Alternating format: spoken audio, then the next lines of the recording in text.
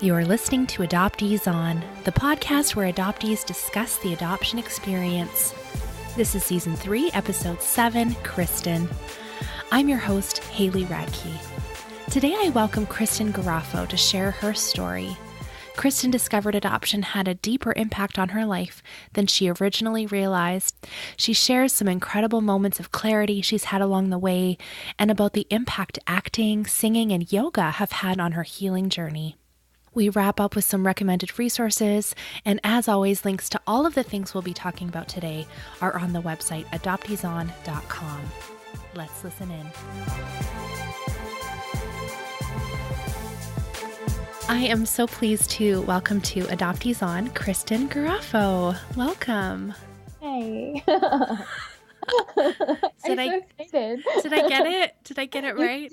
You did. You totally got it right. Oh, Kristen, I'm so happy to have you here. We actually met at the Indiana Adoptee Network conference in person, and we were in a little support group together where I said some very inappropriate things to an adoptive parent. So I remember. I'll never forget that. I'm not going to share that here, but that is my shame I have carried for a while. Anyway, that's a aside, but I am glad I got to meet you in person. So that was really fun. And I'd love it if you would just start off by sharing your story with us. Yeah. So I am an international adoptee. I was born in Asuncion, Paraguay. I was adopted when I was 6 months old. Growing up, I never really thought a ton about my adoption. It's something that I've always known. There was never a time I didn't know. And I was busy as a kid. I did theater. I sang in choir. I was like really, really into it. I went to college. I have a musical theater degree, and that had been my focus. That has been my focus, I would say, for like a majority of my life, honestly. Like I had blinders on. I wanted to be on Broadway, and I had a ton of support doing all of those things. And it wasn't until I was in college, I was not getting cast in the shows at school. And I had a professor who told me that I could write my own stuff. Like if I was unhappy not performing, that I should just create my own performance opportunities. And she said, it needs to be something that is uniquely you. Like what makes you uniquely you? And at the time I was like, well, I'm adopted. I guess I could write about that. And that opened a whole world of stuff, a whole world of things. And I was really into writing a piece that I didn't even really know like what it was at the time. And I ended up getting busy with school. So it kind of fell, to the back burner. And this piece has continued to flow in and out of my life like every year since, I guess since like 2008 was when I had this idea, and when I really became aware of all of my just adoption stuff. And then here I am. What do you mean by all your adoption stuff? So growing up, not thinking about adoption at all, not really. It was just something that wasn't on my mind. I would say that my stuff is just thinking about it and spending time with this part of my life, and just like thoughts of, my birth mother, thoughts of Paraguay, thoughts of, what would life have been like, all of those things. Yeah. And also just learning in college, learning about different adoption communities and that they were even a thing. Cause I grew up not knowing that there are adoption support groups and communities of people. Yeah. So it was like a whole world opened up to me. So have you ever gone back to Paraguay? I have not. No? I have not. And what about the culture and those kind of things? Were you exposed to that by your adoptive parents? Yeah, a little bit. So I remember in my room growing up, I had some art on the wall that was from Paraguay, and I had certain, I don't even know what you call them, that, like they were all art things. I think, my parents like went to a market when they were there, and they just bought little, like souvenir type things. And that kind of went with like, I've always known, like there were things on the wall there, I was kind of surrounded by these things. Honestly, I don't really know a ton about the culture and the country. And that has been sad for me. Paraguay is a pretty small country in the middle of South America. It's landlocked. When I've looked up information about it, it's limited. And that is something that I want to learn more about. Definitely, just like the culture and the country. And I do want to go back one day, very soon. What did realizing there was some adoption stuff mean to you for next steps? Like you talked about, you wrote this thing, but you kind of put it to the side. Mm-hmm. The play that I was writing for the first couple of years, really, I didn't know what it was. I just knew that it would be little instances that happened every once in a while that would make me feel very specific things, like hurt or sadness or just like numb feelings. And when those experiences would happen, I would write about them. And they would happen maybe once or twice a year. And I ended up having, a bunch of really random scenes that didn't necessarily go together, but I knew I had something. And I really, really, I think, came face to face with the hurt and trauma and my shadow in a yoga class. Actually, I was in a yoga class, one of my first ever yoga classes that I ever took. And we went into a pose called half pigeon pose, which is a deep, deep hip opener. And I ended up crying a lot in the middle of this yoga class on my mat. And at the time I had recently graduated from college. I was so stressed out. I was exhausted. College was really crazy for me. And it was like all of this emotion came out of me. And looking back at that moment, I think it kind of went beyond just like the exhaustion and the stress of being a college graduate. I really think I tapped into something deeper, which I believe is my primal wound. You said the hurt and trauma and shadow. Can you talk about that? Yeah, shadow. So I'm a yoga teacher and a life coach, and I think a lot about light and shadow within ourselves. I think that I am a pretty up person. Like like my essence is joy, and I feel confident saying that. I think maybe at one point I would be kind of like not owning that part of myself, but I do think that my natural energy is light and buoyant and joyful. And at the same time, there is this deep shadow, I call a shadow, which is the hurt and the pain of my adoption. And it is really scary to go to those places. And at the same time, it's a part of who I am. And I think about valuing the light and the dark within myself and within all of us. Like I value that shadow, even though it's hard and scary. And I feel so many complex things about being adopted and what that means to be adopted. And I'm still navigating all of my feelings. So have you looked into why you were available for adoption? The story that I've been told is my birth mother was 19. She already had a little girl. So I have a birth sister who's 3 years older than I was. And the story was just that she couldn't take care of me, and that it was, her life. I think she was cleaning houses, she already having, a 3-year-old, having, another one would just be too much. So when you know that, what are you believing about yourself? An initial thought is like, well, why? And also at the same time, it's like, I get it. Like I get, 2 kids is, it's more than one. I don't even really know if I've taken the time to sit with that, like what does that actually feel like? Our feelings are so fun, aren't they? They're just the best.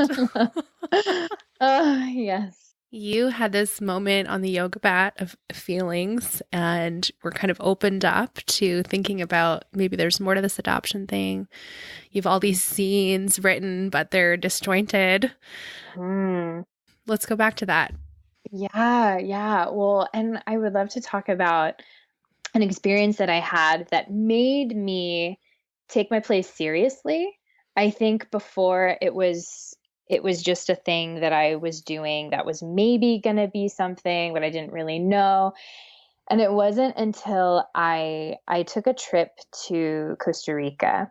I traveled to Costa Rica for a yoga leadership retreat, and it was the prerequisite to my life coach certification. And I was going to do yoga and to go. It wasn't really a retreat because we were doing really deep soul work, and we were there for 2 weeks. And what I was not expecting was being in Central America, even though it wasn't South America, had a huge impact on me and my cells. I can't, like, when I try to explain what it was like, I can explain it as like just feelings in my body from like immediately, like getting off of the plane and feeling like the hot air and like seeing the palm trees and just being in a place that is closer to the equator. I started like getting teary eyed. I started like my heart started pounding, and I felt like I was like vibrating and I was like, what is happening? This is crazy. Not thinking about adoption at all. And I just I felt feelings. I felt feelings and I didn't know where they were coming from. And I had another moment. This was probably I think it was the second day that I was there at the retreat center. So our morning practice was silent. So we had silent breakfast, and we could do, we could journal, we could meditate, we could do whatever we wanted to do before breakfast and before the first session of the day at this leadership retreat. And I woke up and went into the kitchen. And at this retreat center, we were in this, like, everything was open. So we could see like the jungle, and there were monkeys, and there were lots and lots of sounds, even though we were being silent. And there were 2 women who worked at the retreat center who were making us breakfast, and the silent breakfast like didn't apply to them.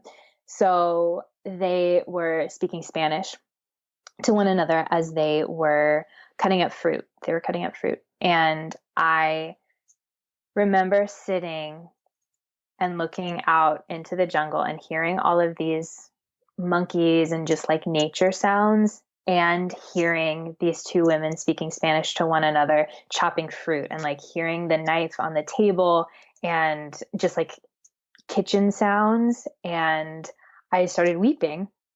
And it was another moment of just like sensory overload. And I, again, didn't know why I was feeling all of this. And I was just like sitting at this kitchen table crying. And it wasn't until I talked to my teacher, and I was like, I don't know why I'm feeling so emotional for no reason. And she's like, well, you don't know yet.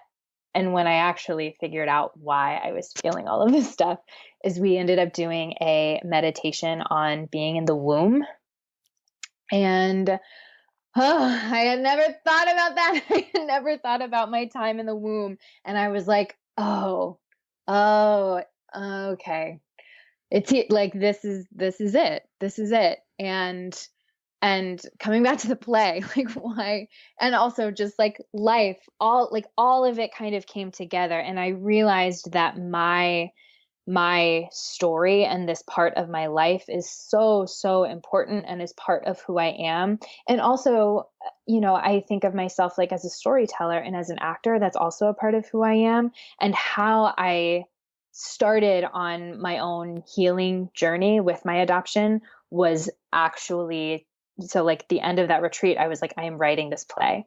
I'm writing it. I am getting resources to help me write this play, and I am doing it. And I did. And I did. You're telling that story about the women cutting fruit, and I have goosebumps. Like, Yeah. I'm just, oh my goodness. Yeah. Yeah. Something about it was familiar to you. Yes. I know that now. At the time I didn't understand, but now I can look back at it and yeah, it's like an unconscious memory.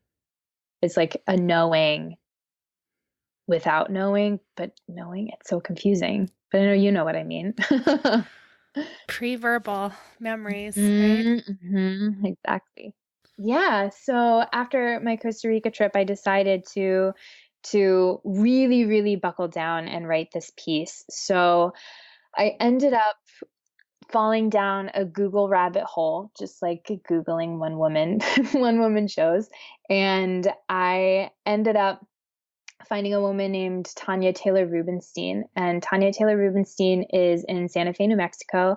And she is a coach. She's a healer. She helps people write and tell their stories. And she had a solo show boot camp. And I found this. I like didn't know this was a thing, but I was like, holy moly, I have to hire this woman.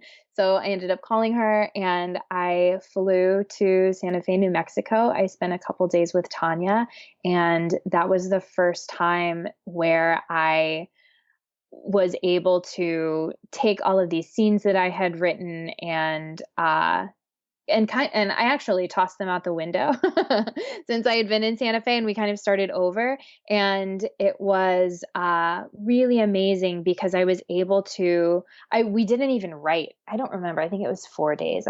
It's 3 or 4 days that I was there, and I didn't write at all. I was on my feet and storytelling the whole time, and Tanya would ask questions and she would kind of guide me through, and I just started telling stories about my life, and we recorded everything. So I ended up going home with hours of content of me just sharing stories.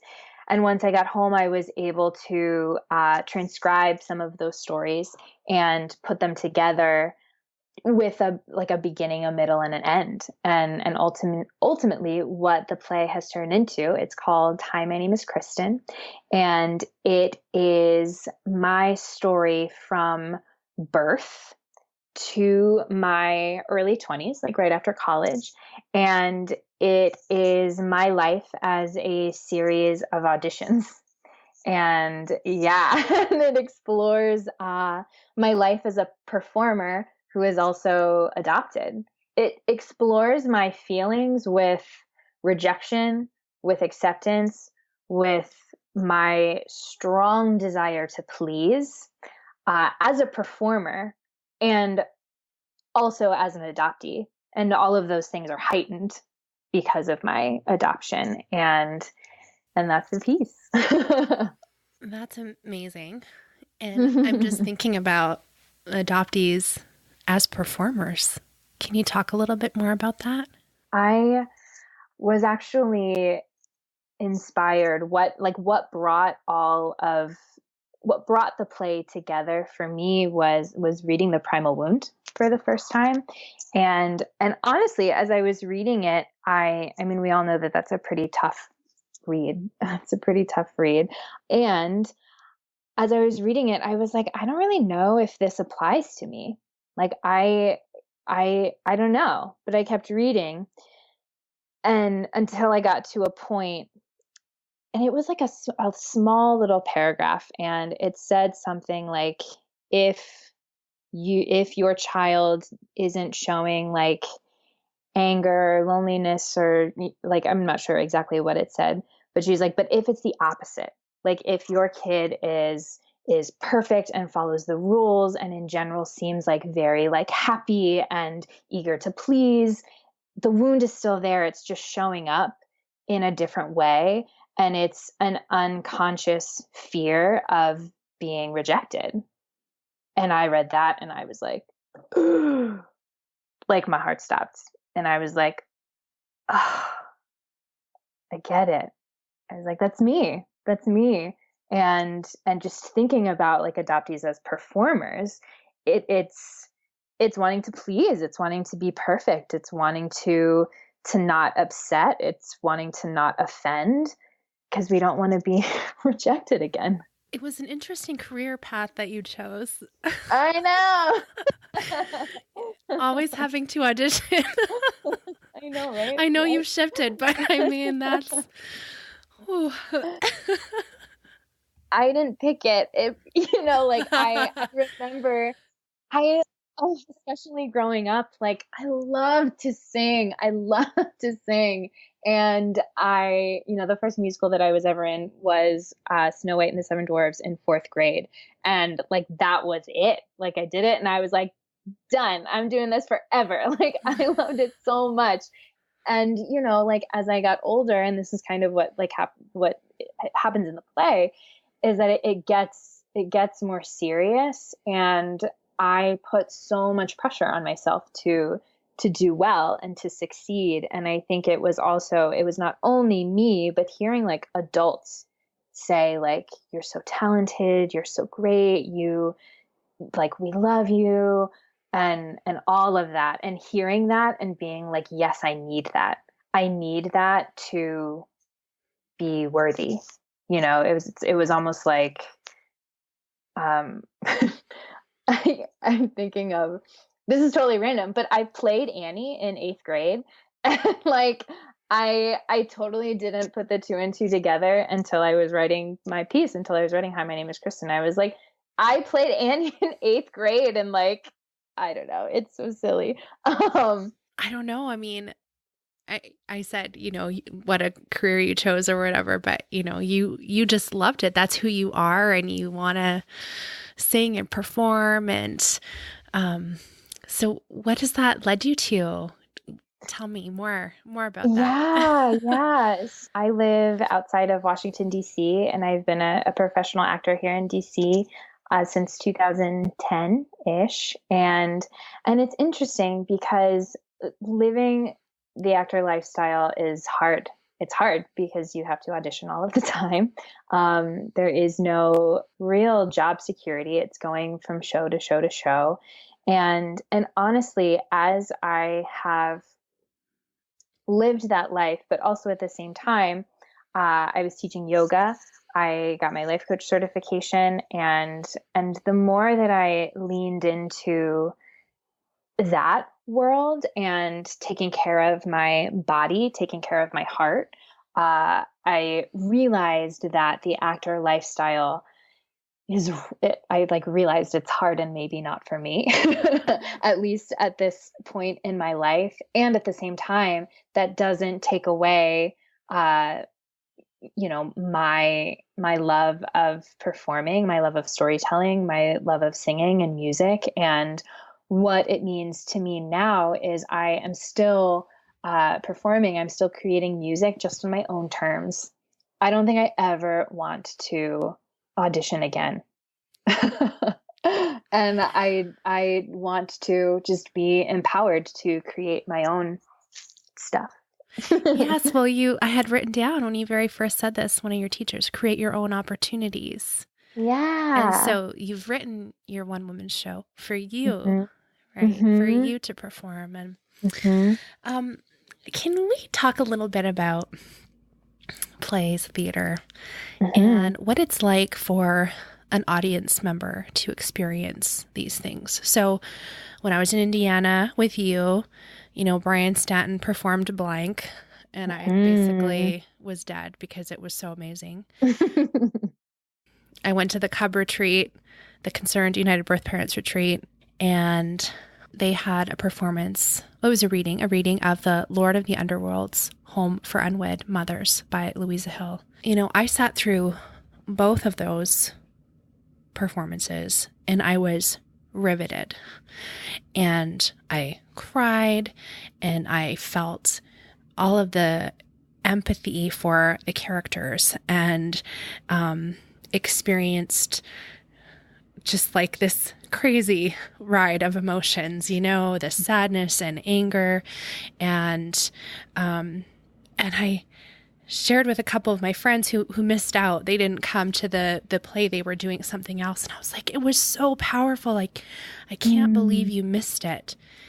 And they sort of didn't get why it was so important. And I don't know how to put that into words, what it's like to experience that with a room full of other audience members who are going on the same ride as you.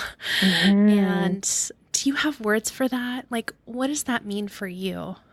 Yeah. And before I jump in, I also want to share with you that I went to the conference in Indiana to see Brian's play. Like, I had just met Ridge House, who I know you've talked to, and he like 2 weeks before that conference in another conference, and he was like, "You should come see this show," because he knew I had written a play, and I was like, "Okay." I booked a ticket, and it was so incredible. It was so huge for me because my play has been just in my brain for a really, really long time. And to actually see Brian perform his piece was like validation for me that it's possible. And seeing it was so powerful because his piece was so powerful. And it was also, it empowered me to keep going with my play. I think that storytelling is magic. I think stories touch us in a way that is different than hearing a talk, or I'm touching my heart right now. I think like stories touch us in a way that's different.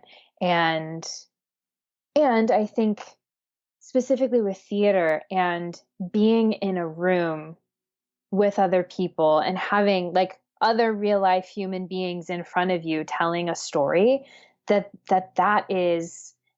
kind of intimacy is rare, I think, now with technology and, you know, just with other mediums like film and TV, and not that, you know, there is anything wrong with film or TV. Like, I love film and TV, but I think that theater in particular is its own art form and is beautiful and intimate. And I also know as a performer that it's, again, like, it's magic. I might cry. The last show that I was in was like 3 years ago, and it's a part of me being able to tell my story in my way as an actor, as a musician, as a singer, saying my own words, telling my own story in front of a group of people in the present moment is so amazing. It's so amazing. And I'm just so honored and excited to share my piece. And I believe it's an honor to be in a space with other human beings in real time and hearing a story, you know, and being able to sit and watch. And I also think that because I've been performing for so long, I know what it takes to put on a play or a musical, and it takes a village. It takes a village. There's a whole team of people who are working to make it happen, and I think that's pretty special. Mm-hmm. Mm-hmm. Have you seen the one I mentioned, Lord of the Underworlds, Home for Unwed Mothers?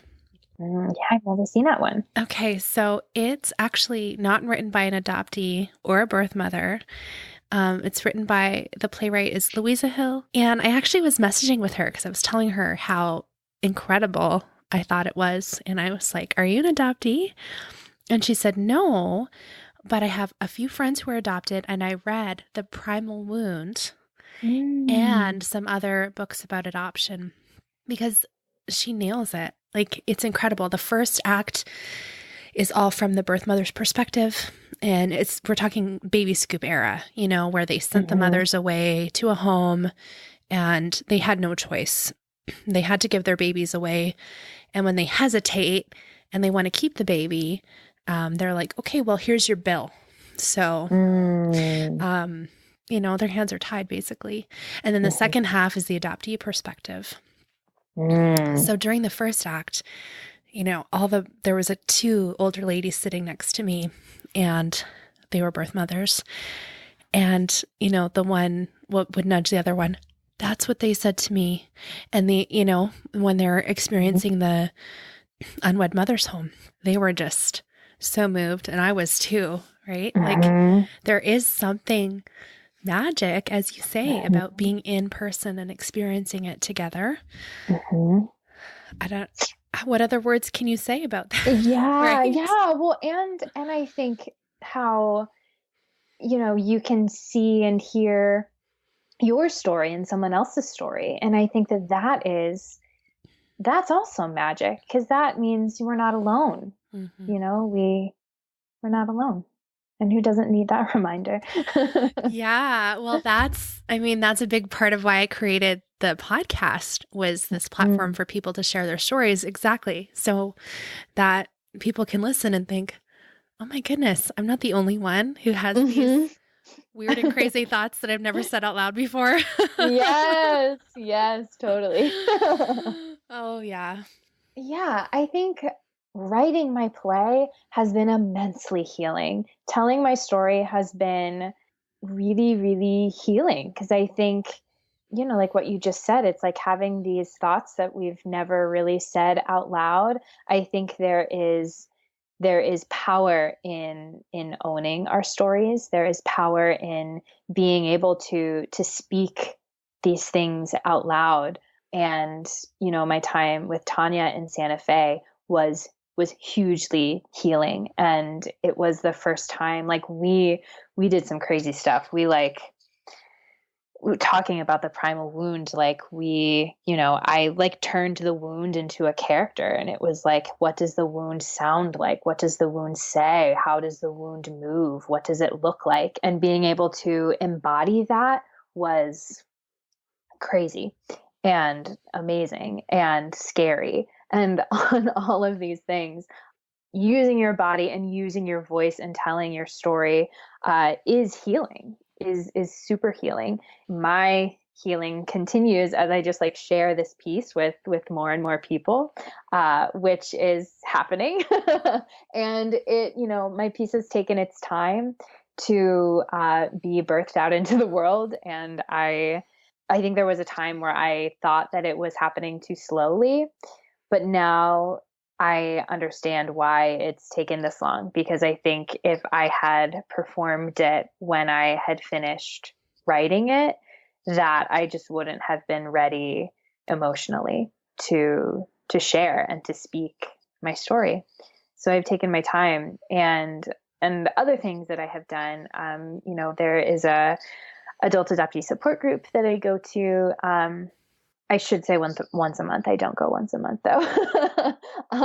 But knowing that it's there and going to support group, therapy is good. And, I have a life coach. I would consider my yoga practice as part of my healing. I also am a CrossFit athlete, really moving my body. I think it is part of it, because our emotions and our thoughts can get stuck in our bodies, I believe. And I think that our trauma lives in our muscles, it lives in our bones, and we can only talk so much about it and stay in our brains moving and being in our bodies touches on our wounds in a different way than just talking about it. And not to say that talking about it isn't helpful as well, because holy moly, that's super valuable to be able to voice these thoughts that we may be afraid to say out loud. But then like adding a movement practice into it, at least in my own experience, it's been huge for me.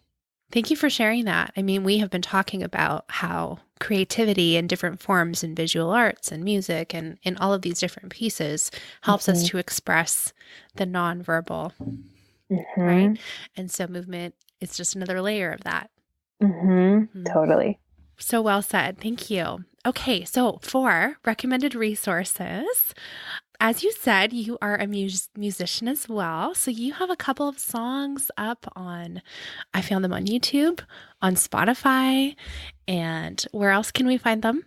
Yeah, so I think they're YouTube, Spotify, iTunes as well. Oh, iTunes. Yeah, I have one song out called I Am, and it was written for meditation, and it's positive affirmations, and it's you can stream that on Spotify and iTunes. And then I have a forgiveness meditation called Ho'oponopono.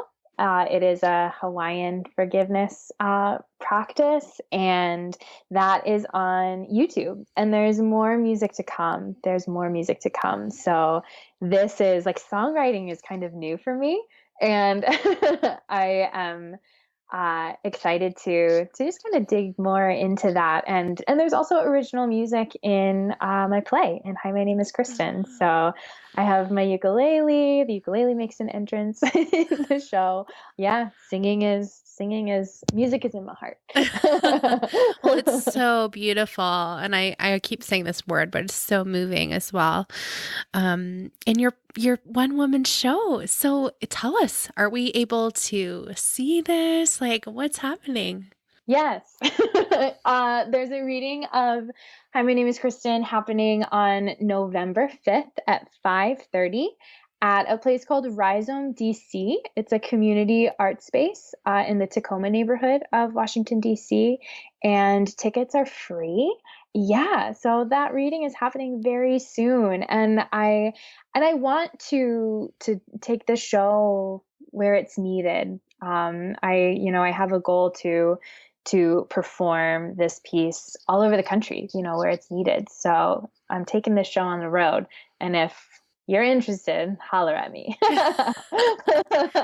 Well, it would be a great addition to another adoptee conference, right? No, right? Target market. Yes. So good. Well, thank you. Okay, and now what did you want to recommend to us? Yeah, Tanya Taylor Rubenstein. If you are interested in telling your story, whether it's a memoir, if you want to create a talk like a TED Talk, or a one woman or a one man show, Tanya will help you out. She'll help you get your story out into the world, and she helped me out, and I'm so grateful for her. And also, if you have never taken a yoga class or a meditation class, I recommend it. I recommend it. It makes you feel good. Wonderful. Well, I will put links to all of those things, to your show and to your recommendation in the show notes so people can find those. And where can we connect with you online, Kristen? So I am on Facebook. I'm on Instagram. You can just look up Kristen Garafo. That's my Instagram handle, and on Facebook as well. And my website, KristenGarafo.com. Thank you so much for chatting with me and sharing your story. You're so welcome. I'm so happy and grateful to be here. Thank you.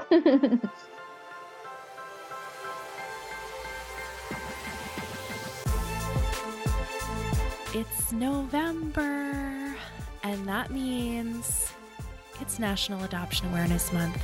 Did you know that this month was supposed to highlight the need for homes for older children in foster care? But instead, in these past few years, it has turned into this heavy month of promoting and celebrating adoption in every form. So if you're feeling feisty and would like to have some say in the conversation, head over to any social media outlet and share what adoption has meant to you and tell some adoptee truth, because believe me, there is not enough out there. And there's a ton of hashtags out there. Flip the Script is one great one to follow and join in on. Alternately, if you are feeling sensitive and like you don't have it in you to read post after post after post about how amazing adoption is, November is the perfect month for a social media break and some self-care, which I am more on that camp for today anyway. This show is brought to you by my incredibly generous Patreon supporters, of which there are now, listen to this, you guys, 36. Thank you so very much. When I get to 50 supporters, I will be able to hire an editor to help with my workload.